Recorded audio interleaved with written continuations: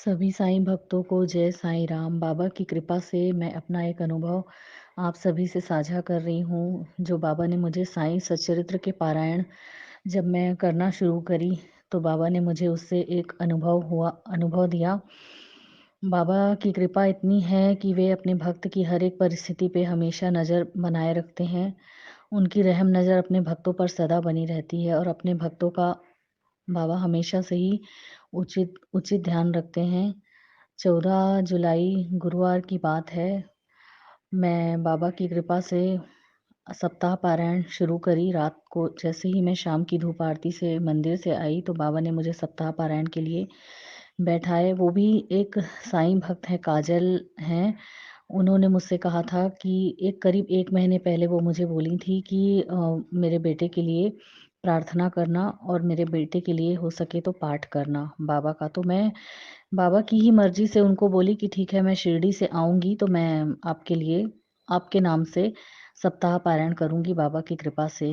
तो फिर मुझे गुरुवार को बाबा ने सप्ताह पारायण के लिए रात में 8:30 बजे बैठाए, तो मैं सप्ताह पारायण का प्रथम विश्राम संपूर्ण करी बाबा की कृपा से। फिर रात को जब मैं सोई तो 1 बजे के बाद मेरी तबीयत बहुत ख़राब हो गई और मेरे पेट में इतनी मरोड़ पड़ रही थी, रात भर मेरी तबीयत ख़राब थी, उल्टी और लूज़ मोशन अति ज़्यादा हो गए। मैं बाबा की ऊदी भी ली और दवा भी ली, थोड़ी राहत भी मिली, पर मेरी हालत इतनी ख़राब थी सुबह कि मैं काम करने के लिए बिल्कुल भी उठ नहीं पा रही थी।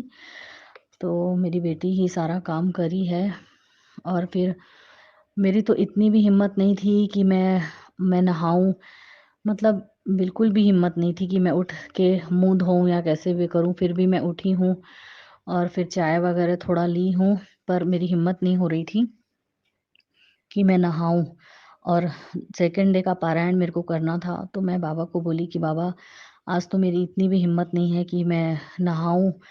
मैं नहीं नहा पाऊँगी बाबा, ऐसा लग रहा है मैं तो खड़े होने की भी हालत में नहीं हूँ। तो फिर मैं बिना नहाए ही क्या करी, मैं बाबा का पारायण करने बैठ गई। वैसे बाबा तो हमारे कोई भी नियम नहीं मानते हैं और मैं भी मानती हूँ कि हमारे मन में बस बाबा के लिए सच्ची श्रद्धा और विश्वास होना चाहिए। बाबा कभी कोई नियम नहीं मानते हैं। जब बाबा देखते हैं कि हमारी हालत अति ख़राब है, तो बाबा ऐसा कुछ भी नहीं मानते कि तुम बिल्कुल मेरी नियमित विधि पूर्वक पूजा करो। उनको तो प्रेम से किया हुआ एक नमस्कार भी पर्याप्त है। तो मैं जब सच्चरित्र का पारायण करने बैठी हूँ सेकंड डे का, तो इतनी आश्चर्यजनक लीला हुई। बाबा ने सच्चरित्र के अध्याय सेकंड डे के पारायण में से एक अध्याय जो उसमें निकला, तो उसमें 7वां अध्याय था। उसमें निकला कि बाबा सदा धुनी के पास ही आसन जमाए रहते और वहीं विश्राम किया करते थे। वे कभी स्नान करते और कभी स्नान किए बिना ही समाधि में लीन रहते थे। तो मुझे इतना आश्चर्य हुआ कि बाबा, मेरे मन में अभी यही चल रहा था कि मैं बाबा आज नहा नहीं पाऊँगी, मेरी हिम्मत नहीं है बिल्कुल भी। और मैं ऐसे ही आपका पारायण कर रही हूँ, आपका स्मरण करते हुए, क्योंकि मैंने संकल्प लिया है बाबा कि मैं संकल्प ली हूँ कि मुझे सप्ताह पारायण करना है, तो आज सेकंड डे है तो आप करवा लेना। तो बाबा ने वैसे ही मुझसे सेकंड डे पे करवा लिए और बाबा की कृपा से मैं बिना स्नान किए ही बैठी हूँ और सिर्फ मुँह हाथ धोई हूँ और बाबा की कृपा से सेकंड डे का पारायण कर पाई और फिर शाम तक मेरे को थोड़ा अच्छा भी लगने लगा था। और जब सेकंड डे का पारायण उसी दिन चल ही रहा था, तो उसमें पारायण के एक और अध्याय में भी बाबा ने बापू साहेब बूटी का जो दिया हुआ है प्रसंग, उसमें बाबा ने साईं सचरित्र में उसमें वर्णित किया हुआ है कि श्रीमान बापू साहेब बूटी एक बार अम्ल पित्त के रोग से पीड़ित हुए। उनकी अलमारी में अनेक औषधियाँ थी, परंतु कोई भी गुणकारी नहीं हो रही थी। बापू साहेब अम्ल पित्त के कारण अति दुर्बल हो गए और उनकी स्थिति अब इतनी गंभीर हो गई कि अब मस्जिद में जाकर बाबा के दर्शन करने में भी असमर्थ थे।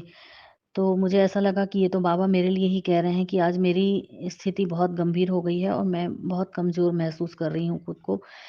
तो फिर ऐसा उसमें अ, आया वर्णित किया हुआ है कि बाबा ने बाबू साहेब बूटी को बुलाकर अपने सम्मुख बिठाया और बोले कि सावधान, अब तुम्हें दस्त न लगेंगे। अपनी उंगली उठाकर फिर कहने लगे, उल्टियाँ भी अवश्य ही रुक जाऊंगी, उल्टियाँ भी अवश्य ही रुक जाएंगी। तो बाबा ने ऐसी कृपा की कि रोग समूल नष्ट हो गया और बूटी साहब पूर्ण स्वस्थ हो गए। तो बाबा मुझे उससे संकेत किए कि अब उल्टी भी रुक जाएगी और लूज मोशन भी अब रुक जाएँगे। मुझे ये दूसरा अनुभव साईं सच्चरित्र के सेकंड डे के पारायण से प्राप्त हुआ। बाबा की इतनी कृपा है, हमारे मन में जैसा भाव होता है, बाबा हमको हमारे सम्मुख वैसा ही अनुभव हमको प्राप्त कराते हैं। तो जैसा भाव रहा जिस जन का, वैसा रूप हुआ मेरे मन का। बाबा अपने वचन को सार्थक करते हैं अपने भक्तों के लिए।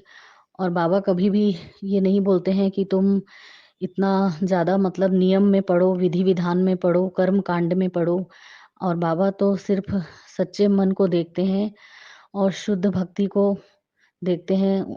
हमारे मन में बाबा के लिए सिर्फ़ सच्ची श्रद्धा और पूर्ण निष्ठा होनी चाहिए। स्मरण, दृढ़ निष्ठा और भक्ति के ही भूखे हैं हमारे बाबा, और उनको भाव प्रिय है। तो अगर हमारे मन में सच्चा भाव है, तो बाबा हमको अनुभव भी देते हैं और अपने दर्शन भी देते रहते हैं, और वे हमेशा अपने भक्तों का ख़्याल रखते हैं। क्यों ना रखेंगे हमारे साईंनाथ हम बच्चों का ध्यान। हम भी तो उनकी शरण में हैं, उनके सहारे पे हैं। उनके सहारे ही तो हम अपने आप को चला रहे हैं। एक साँस भी हम उनके बिना नहीं ले सकते हैं।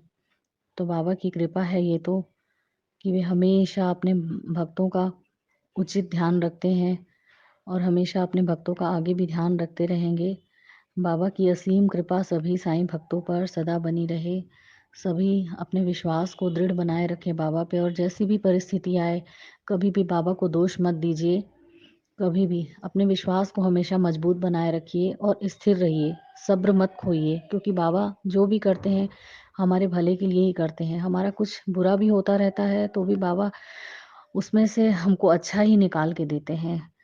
जैसे देखिए, मेरी तबीयत खराब थी तो बाबा जान रहे थे कि आज ये उठने की हालत में बिल्कुल भी नहीं है, तो बाबा ने मुझे वैसा ही अनुभव दिया कि तू आज मत नहा, कुछ नहीं होता, मेरा स्मरण करती रहे। और मैं कभी भी ये नहीं कहूँगा कि तू बिल्कुल से अच्छे से विधि-विधान पूर्वक मेरी पूजा करे, मेरा पाठ करे, मैं ऐसा कभी भी नहीं चाहता। क्या माँ चाहती है क्या कि बच्चा एकदम से उठ के खड़ा हो जाए, दौड़ने लगे जब वो बीमार हो? तो माँ तो उसकी देखभाल करती है, हमेशा उसके पास रहती है।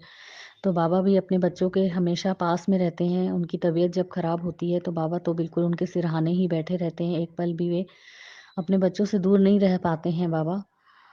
तो हमें भी बाबा के प्रति अपनी आस्था को दृढ़ रखना है और अपने हर एक विचार में हमको बाबा को लेके चलना है।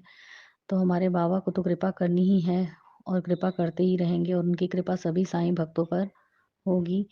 सभी साईं भक्तों को जय साईं राम। बाबा की नित्य निरंतर कृपा सभी साईं भक्तों पर बनी रहे।